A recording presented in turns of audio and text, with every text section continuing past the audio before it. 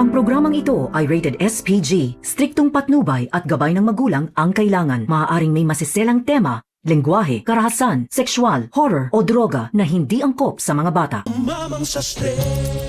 Matapos ang lahat ng kaguluhan dulot ng mga kasinungalingan ni Janine, tuluyan niyang napalayo si Ibiang kina Atoy at Audrey. Dahil sa mga pangyayari, napilitan silang gumawa ng isang mabigat na desisyon ang paalisin si Ibiang upang matapos na ang mga problema at hindi na magkaroon pa ng kahati si Janine sa pagmamahal at atensyon ng kanilang pamilya. Pero habang lumilipas ang mga araw, unti-unting nagbabago ang kanilang pananaw. Hindi maiwasan ni na Atoy at Audrey na makaramdam ng awa at pagsisisi. Lagi nilang naiisip kung tama ba talaga ang ginagawa nilang pagpapaalis kay Ibiang.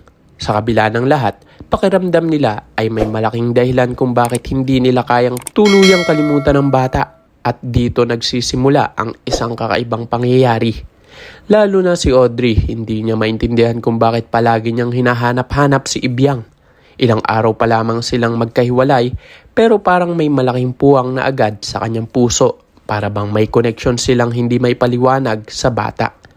Dahil dito magpapasya sina Atoy at Audrey na hanapin ang tunay na pagkatao ni Ibiang.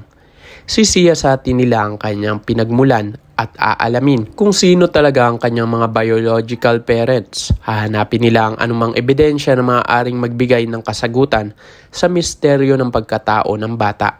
Pero hindi nila inaasahan ang revelasyong kanilang matutuklasan. Sa kanilang pagsisiyasat, malalaman nila na ang mga taong matagal nilang hinahanap ay hindi pala malayo sa kanila dahil sina Atoy at Audrey mismo ang tunay na magulang ni Ibiang. Isang revelasyon na tuluyang magbabago sa kanilang pamilya. Ang batang kanilang pinaalis at inakala nilang walang kaugnayan sa kanila ay sarili pala nilang anak. Pero kasunod na nakakagulat na katotohanan ito, ang panibagong problema. Paano nila ipapaliwanag kay Janine ang lahat? Paano nila sasabihin na hindi talaga siya ang tunay na kapatid ni Ibiang at napunta lamang siya sa kanilang pamilya bilang isang sampid? Wala nang ibang pagpipilian si Janine kundi tanggapin si Ibiang at magpakabait.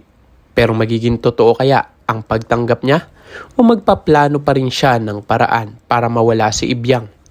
At higit sa lahat, paano haharapin ni na Atoy at Audrey ang kanilang pagkakamali matapos nilang itaboy ang sarili nilang anak?